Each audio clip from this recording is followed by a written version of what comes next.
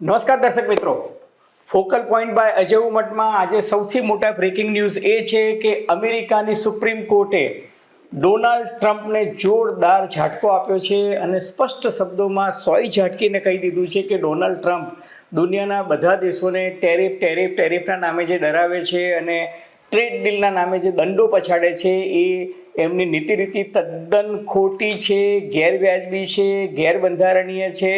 અને એમણે કહ્યું છે કે ડોનાલ્ડ ટ્રમ્પે પોતાની સત્તાનો ગેરકાયદેસર અને બિન અધિકૃત રીતે ઉપયોગ કર્યો છે અને કલમના એક ઝાટકે અમેરિકાની સુપ્રીમ કોર્ટે ડોનાલ્ડ ટ્રમ્પની ટેરિફની નીતિની જે છે એની જોરદાર ઝાટકણી કાઢી છે અને એ ટેરિફ નીતિને રદ બાતલ જાહેર કરી છે. એટલે હવે સૌથી મોટો પ્રશ્ન એ થાય છે કે અત્યાર સુધી ડોનાલ્ડ ટ્રમ્પે દુનિયાના બધા દેશોને ડરાવીને ધમકાવીને અને જે ટેરિફ એકઠી કરી છે લગભગ 16,50,000 કરોડ જેટલી ટેરિફ જે અમેરિકાની કંપનીઓએ ઉઘરાવી છે, શું એ ટેરિફ અમેરિકાને પાછી આપવી પડશે પોતાની કંપનીઓને? અને સાથોસાથ સુપ્રીમ કોર્ટે સ્પષ્ટ શબ્દોમાં કહ્યું છે કે ડોનાલ્ડ ટ્રમ્પ જે international emergency economic powers act 1977નો ઉપયોગ કરી અને દર વખતે કલમના ગોદે જે એક્ઝિક્યુટિવ ઓર્ડર પાસ કરે છે એ એક્ઝિક્યુટિવ ઓર્ડર પાસ કરવાની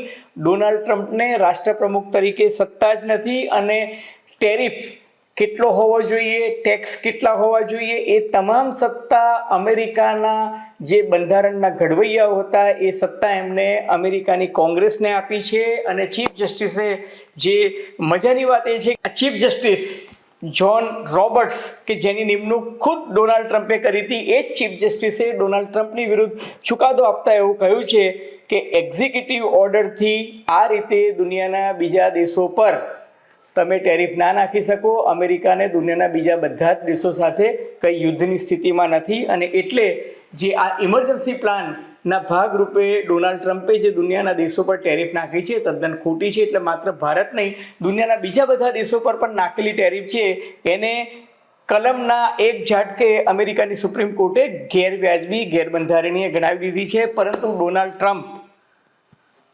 હાર્યા વડે એવા નથી. એટલે ડોનાલ્ડ ટ્રમ્પે એવું કહ્યું કે મારી પાસે પ્લાન બી છે અને ડોનાલ્ડ ટ્રમ્પને અંદેશો આવી ગયો હતો કે અમેરિકાની સુપ્રીમ કોર્ટ એમની વિરુદ્ધ જજમેન્ટ આપવાની છે, કારણ કે લોઅર કોર્ટ ત્યારબાદ અપીલ્સ કોર્ટે ડોનાલ્ડ ટ્રમ્પની નીતિ રીતિને ગેરવ્યાજબી અગાઉ ગણાવી દીધી હતી. એટલે ડોનાલ્ડ ટ્રમ્પે આજે સવારે જ્યારે આ ચુકાદો આવ્યો ત્યારે એ અમેરિકાના પોતાના કેટલાક વફાદાર અને મિત્ર ગવર્નરો સાથે મિટિંગ બ્રેકફાસ્ટ કરી રહ્યા હતા અને એમને જાહેર કર્યું છે કે મારી પાસે પ્લાન બી છે. હવે પ્લાન બીના નામે ડોનાલ્ડ ટ્રમ્પ કોથળામાંથી શું બિલાડું કાઢશે અને હવે ડોનાલ્ડ ટ્રમ્પનો પ્લાન બી શું હોઈ શકે? ચીન, રશિયા, ભારત સહિતના દેશો પર આ ટેરિફની શું અસર થશે? ટેરિફ ખરેખર તાત્કાલિક અસરથી નાબૂદ થશે કે નહીં? અમેરિકી શેર બજારો ડાઉ જોન્સ, સ્ટેન્ડર્ડ એન્ડ પુઅર, નાસ્ડેક એ બધાની આ નિર્ણયથી શું અસર થઈ એ તમામ મુદ્દે આજે ચર્ચા કરીશું ફોકલ પોઈન્ટ બાય અજય ઉમટમાં. પરંતુ એ પહેલાં મારી આપ સૌને વિનંતી છે કે જો તમને ફોકલ પોઈન્ટ બાય અજય ઉમટનો આ એપિસોડ ગમે તો મહેરબાની કરીને એને લાઇક કરજો, શેર કરજો, સબસ્ક્રાઇબ કરજો, પેલું બેલ આઇકોનનું બટન દબાવવાનું ભૂલતા નહીં, જેથી તમને અમારા નવા વિડીયોઝના નોટિફિકેશન્સ મળતા રહે. તો ધન્યવાદ.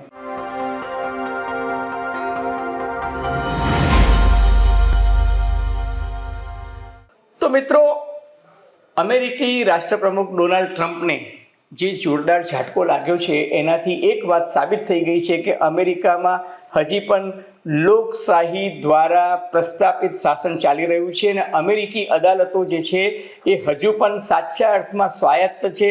ફંક્શનલ ઓટોનોમી અમેરિકી અદાલતો પાસે છે, કારણ કે એ અમેરિકી અદાલત, અમેરિકામાં ન્યાય પ્રણાલી એવી છે કે પોલિટિકલ પાર્ટીઝ જજોની નિમણૂક કરતી હોય છે સુપ્રીમ કોર્ટમાં અને આ સુપ્રીમ કોર્ટના 9માંથી 6 જજ એ રિપબ્લિકન પાર્ટીએ અપોઇન્ટ કરેલા હતા. એટલે ડોનાલ્ડ ટ્રમ્પની પાર્ટીએ જ નિયુક્ત કરેલા જજો હતા અને એ જજોએ જ સ્પષ્ટ શબ્દોમાં કહ્યું કે ડોનાલ્ડ ટ્રમ્પની નીતિ રીતિ યોગ્ય નથી.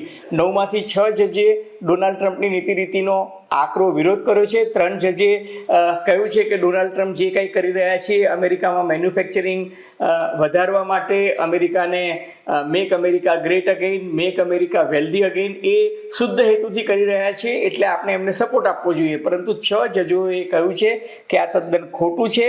અને આ તમામ જજો એક સૂરમાં કહી રહ્યા છે કે દુશ્મન દેશ સાથે વેપારને અટકાવવા માટે માત્ર ને માત્ર ખાસ કિસ્સામાં વપરાતો જે આ કાયદો છે એનો દુરુપયોગ ડોનાલ્ડ ટ્રમ્પે કર્યો છે એવા સંખ્યાબંધ પુરાવા મળી રહ્યા છે, એમના નિવેદનો પરથી મળી રહ્યા છે, એમના એક્શન પરથી મળી રહ્યા છે. એટલે એમને પોતાની સત્તા, પોતાના વિશેષાધિકારનો દુરુપયોગ કર્યો છે. પણ મજાની વાત હું તમને કહું કે આ વિડીયો જ્યારે હું બનાવી રહ્યો છું ત્યારે ભારતીય સમય અનુસાર રાતના 11 વાગે અમેરિકન શેર બજાર જ્યારે હું જોતો હતો તો ડાઉ જોન્સ છે કે નાસ્ડેક છે કે સ્ટેન્ડર્ડ એન્ડ પુઅર 500 છે, એમાં કોઈ જ મોટું રિએક્શન જોવા મળતું નથી. એટલે મોટે ભાગે 3 શેર બજાર જે છે, જે અમેરિકાના બેરોમીટર સમાન ગણાય છે, એ 3 એક રીતે જોવા જઈએ તો ફ્લેટ જોવા મળે છે. અને ચીફ જસ્ટિસ રોબર્ટ જોન, કે જેની નિમણૂક ખુદ ડોનાલ્ડ ટ્રમ્પે કરી હતી, એમને સ્પષ્ટ શબ્દોમાં કહ્યું કે આ 16.5 લાખ કરોડ જે વળતર પાછું આપવાની વાત જે છે એનાથી ચોક્કસ માર્કેટમાં ખાસી હલચલ પેદા થશે. ઇટ વુડ ક્રિએટ એ મેસ. પરંતુ એમણે કહ્યું કે વ્યાપક હિતમાં આ નિર્ણય જે છે એ બહુ જરૂરી છે. હવે આ જે અપીલ હતી અમેરિકામાં, જેમ આપણે ત્યાં ચેમ્બર ઓફ કોમર્સ છે, આપણે ત્યાં ફિક્કી છે, આપણે ત્યાં એસોચેમ છે, એવી રીતના અમેરિકાના બિઝનેસમેન અને અમેરિકાની બિઝનેસ સંસ્થાઓ ઉપરાંત 12 રાજ્યોના ગવર્નરોએ ડોનાલ્ડ ટ્રમ્પની નીતિ રીતિનો વિરોધ કરતા ત્યાંની લોકલ કોર્ટમાં પહેલાં આ કાયદાને ચેલેન્જ કર્યો હતો અને કહ્યું હતું કે કોંગ્રેસના અપ્રુવલ સિવાય શ્રીમાન ડોનાલ્ડ ટ્રમ્પ ભલે અમેરિકી રાષ્ટ્રપ્રમુખ હોય તો પણ એ આ પ્રકારનો નિર્ણય ન લઈ શકે. અલબત્ત રિપબ્લિકન પાર્ટીના પ્રવક્તાઓ અને ડોનાલ્ડ ટ્રમ્પ ખુદ એવું કહી રહ્યા હતા કે જો સુપ્રીમ કોર્ટ ડોનાલ્ડ ટ્રમ્પની આપેલી નીતિ રીતિ, ટ્રેડ અને ટેરિફ નીતિનું સમર્થન નહીં કરે તો એમની ઇકોનોમિક અને ફોરેન પોલિસીને જોરદાર ઝાટકો લાગશે. અને ડોનાલ્ડ ટ્રમ્પ જે કરી રહ્યા હતા એ ટ્રેડને ઇમ્બેલેન્સ, એટલે કે વેપારિક સંતુલન જે છે એ જાળવવા માટે કરી રહ્યા હતા. હવે તમને દાખલા તરીકે ઉદાહરણ આપું તો ભારત સાથે ડોનાલ્ડ ટ્રમ્પે શું કર્યું. ભારત અને અમેરિકા વચ્ચે ડોનાલ્ડ ટ્રમ્પ આવ્યા એ પહેલાં માત્ર 3% જેટલો ટેરિફ હતો અમેરિકાનો. ભારત પરનો ટેરિફ જે છે એ 3%નો હતો. હવે એ 3%નો ટેરિફ જે છે એ એમને પહેલાં ઝાટકે 10% કર્યો, પછી 25% કર્યો અને પછી 25%નો 50% કર્યો. એ 50% જે વધારાનો ટેરિફ કર્યો હતો, એટલે 25% વધારાનો કર્યો હતો, એ એવું કહીને કર્યું હતું કે ભારત રશિયા પાસેથી ક્રૂડ ઓઇલ ખરીદે છે એટલા માટે પનિશમેન્ટ, ભારતને સજા કરવા માટે એમને 25% વધારાનો ટેક્સ નાખ્યો હતો. એટલે અમેરિકન અદાલતોનું જે એક ઓબ્ઝર્વેશન હતું અને જે આ બાકીના રાજ્યોએ જે રજૂઆત કરી હતી, એમણે કહ્યું કે ડોનાલ્ડ ટ્રમ્પ પોતાની વિદેશ નીતિ અને પોતાની આર્થિક નીતિ માટે ટ્રેડ અને ટેરિફ પોલિસીનો એક હથિયાર તરીકે ઉપયોગ કરે છે. દુનિયાના દેશોને ધમકાવી રહ્યા છે, રાષ્ટ્રપ્રમુખો સાથે ગેરવ્યાજબી વર્તણૂક કરી રહ્યા છે. અને હું તમને જો એક આખી ક્રોનોલોજી સમજાવવાની કોશિશ કરું તો ડોનાલ્ડ ટ્રમ્પ 20 જાન્યુઆરી 2025 જેવા સત્તા પર આવ્યા એ સાથે જ એમને સૌથી પહેલાં તો ચીન, કેનેડા અને મેક્સિકો આ 3 દેશોનો વારો કાઢ્યો. આ 3 દેશો સામે એમણે સૌથી પહેલાં ટેરિફ નાખી અને ટેરિફ નાખતી વખતે એમને એવું કહ્યું કે ફેન્ટાનલિન એક માદક દ્રવ્ય આવે છે કે આ ફેન્ટાલિન જે છે એનું ટ્રાફિકિંગ આ 3 દેશોના માધ્યમથી થાય છે. અને બીજું એમણે કહ્યું કે આ 3 દેશો જે છે એ અમેરિકાનો ફાયદો પુષ્કળ લઈ રહ્યા છે અને એમનું ટ્રેડ ઇમ્બેલેન્સ છે. ટ્રેડ ઇમ્બેલેન્સ એટલે કે અમેરિકામાં એમની આયાત જે છે, અમેરિકા દ્વારા થતી આયાત જે છે એ માની લો કે 100 કરોડની હોય અને નિકાસ જે છે એ 40 કરોડની હોય, તો એનો અર્થ એ કે 60 કરોડ જે છે એ ટ્રેડ ઇમ્બેલેન્સ ગણાય. એટલે ઇમ્પોર્ટ અને એક્સપોર્ટ વચ્ચેનું બેલેન્સ હોવું જોઈએ એવી ડોનાલ્ડ ટ્રમ્પની નીતિ રીતિ હતી. હવે અમેરિકી અદાલતોનું કહેવું હતું કે ભાઈ ભૂતકાળમાં જે કોઈ રાષ્ટ્રપ્રમુખોએ નિર્ણય લીધા હતા આ કાયદા અન્વયે એ એસેટ ફ્રીઝ કરતા હતા. એસેટ ફ્રીઝ કરતા હતા એનું તમને ઉદાહરણ આપું કે જો બાઇડને રશિયા સામે જ્યારે યુદ્ધ છેડાયું ત્યારે નાટોના બધા દેશો અમેરિકા સાથે રહી બ્રિટન, યુરોપના દેશો, અમેરિકા અને બધા નાટો દેશોના જે હતા, જે રશિયા સાથે યુદ્ધ લડતા હતા, તો રશિયાની એસેટ્સ હતી, એ રશિયાની એસેટ્સ જે છે એ અમેરિકાએ ફ્રીઝ કરી હતી. અને રશિયા સામેનું યુદ્ધ હતું એમાં અમેરિકા નાટોના સભ્ય તરીકે સામેલ હતું. એટલે રશિયા સામે તમે એક્શન લો કે રશિયા સામે તમે સેન્કશન મૂકો એ વ્યાજબી વાત હતી. તમે ઈરાન સામે એક્શન લો અને ઈરાન સામે તમે પ્રતિબંધ મૂકો, સેન્કશન્સ લગાવો, એ વાત વ્યાજબી હતી. પરંતુ ભારત સહિતના દેશો સામે જે રીતના ડોનાલ્ડ ટ્રમ્પ વર્તી રહ્યા હતા એ તદ્દન ગેરન્યાયિક હતું, ગેરવ્યાજબી હતું, ગેરબંધારણીય હતું. અને એટલા જ માટે દુનિયાના બધા દેશો અને અમેરિકાના વેપાર ધંધાના ઉદ્યોગપતિઓ અને ડેમોક્રેટિક પાર્ટી નું શાસન ધરાવતા 12 રાજ્યોના રાજ્યપાલ જે છે, ત્યાંના ગવર્નર કહે છે, એ લોકો અદાલતમાં એમની વિરુદ્ધમાં આવ્યા હતા. હવે તમને જો યાદ હોય તો 2 એપ્રિલ એટલે કે 2 એપ્રિલ 2025ના રોજ ડોનાલ્ડ ટ્રમ્પે અમેરિકન લિબરેશન ડે ના નામે એક મોટું પાટિયું બતાવ્યું હતું ને એ પાટિયામાં કહ્યું હતું કે કયા કયા દેશો સામે હું કેટલી ટેરિફ લગાડવાનો છું. ને એમને એવું કહ્યું હતું કે મોટો તામઝામ કરતા કહ્યું હતું કે આને કારણે એમ કે અમેરિકાની ઇકોનોમીને બૂસ્ટ મળશે. ને એમને કહ્યું હતું કે દરેક દેશ સામે 10% ટેરિફ તો એક બેઝલાઇન તરીકે એમને નાખી દીધી હતી. અને એવું કહેતા હતા કે અમેરિકાને બિલિયન્સ એન્ડ બિલિયન્સ ડોલર્સનો ફાયદો થવાનો છે. એ સાથે એમને રેસિપ્રોકલ ટેરિફ નામની એક ટર્મ યુઝ કરી. અને રેસિપ્રોકલ ટેરિફ એવું હતું કે જે દેશો અમેરિકા સાથેનો વેપાર જે છે એ ઘટાડતા હોય એની સામે 11% લઈને 50% સુધીની ટેરિફ જે છે એ નાખી શકે. ભારતને તો સૌથી વધારે માર પડ્યો. ડોનાલ્ડ ટ્રમ્પ કે જે ભારતના દોસ્ત હોવાનો દાવો કરતા હતા, આવા દોસ્ત કરતા તો શું કહેવું તમને, એ ડોનાલ્ડ ટ્રમ્પે ભારત સામે 50% જેટલી ટેરિફ નાખી દીધી અને કહ્યું કે ભારત સાથેની ટ્રેડ ડેફિસિટ વધારે છે. એટલે તમને જો યાદ હોય તો તાજેતરમાં જે વચગાળાની ટ્રેડ ડીલ થઈ હતી એમાં ડોનાલ્ડ ટ્રમ્પે એક્ઝિક્યુટિવ ઓર્ડર દ્વારા કરેલી જાહેરાતમાં એવી ફરજ પાડી હતી કે ભારતે 5 વર્ષમાં $500 બિલિયન એટલે કે દર વર્ષે $100 બિલિયન માલ જે છે અમેરિકા પાસેથી ફરજિયાત ખરીદવો પડશે. અને જે 3% ટેરિફ એમને વધારીને 25% કરી હતી ને બાકીની 25% પનિશમેન્ટ એટલે કુલ 50% ટેરિફ કરી હતી એ ઘટાડીને 18% કરીને જાણે ઉપકાર કરતા હોય એ રીતના એ વર્તી રહ્યા હતા.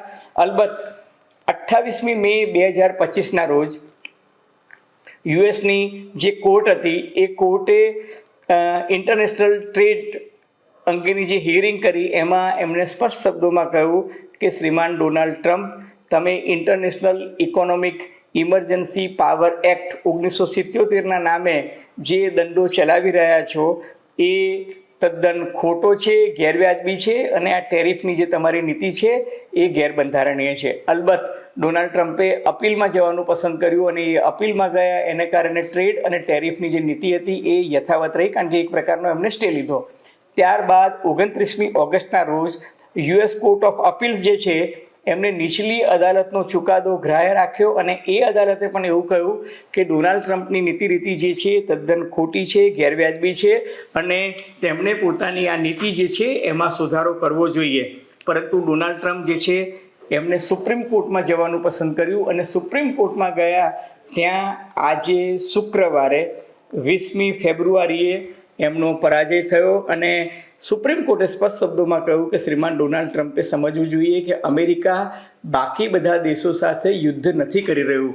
રશિયા સાથેનું યુદ્ધ સમજી શકાય એવું છે, ઈરાન સાથેની જે તંગદિલી છે એ સમજી શકાય એવી છે, પરંતુ બાકીના બધા દેશો, દાખલા તરીકે ભારત છે કે બીજા બધા દેશો છે જેને ડોનાલ્ડ ટ્રમ્પ દંડી રહ્યા હતા, કેનેડા છે, ભારત છે, મેક્સિકો છે, એ બધા દેશોનો વાંક શું, ગુનો શું, એવો સવાલ જે છે એમને પૂછ્યો. અને હવે આ ચુકાદાને કારણે શું થશે? આ ચુકાદાને કારણે નંબર 1, અમેરિકાની જે custom and border protection duties department જે છે કે જે અમેરિકામાં આપણે માલ મોકલીએ અને એની પર જે ઇમ્પોર્ટ ટેરિફ લગાડતી હતી એ ટેરિફ તાત્કાલિક અસરથી બંધ થશે એવું અમેરિકાના અખબારો, અમેરિકાની ચેનલો જે છે એ કહી રહી છે. અને સાથોસાથ જે એન્ફોર્સમેન્ટ ડિપાર્ટમેન્ટનું એક્શન જે છે એ પણ આ ચુકાદાને કારણે બંધ થઈ જશે. હવે અત્યાર સુધી મળતી માહિતી પ્રમાણે અમેરિકા ની સુપ્રીમ કોર્ટે પોતાના ચુકાદા સામે સ્ટે નથી આપ્યો, કારણ કે હવે એની સામે કોઈ અપીલ કરવાનો સ્કોપ નથી. એટલે આ ચુકાદાનું અમલીકરણ ડોનાલ્ડ ટ્રમ્પે કરવું પડે.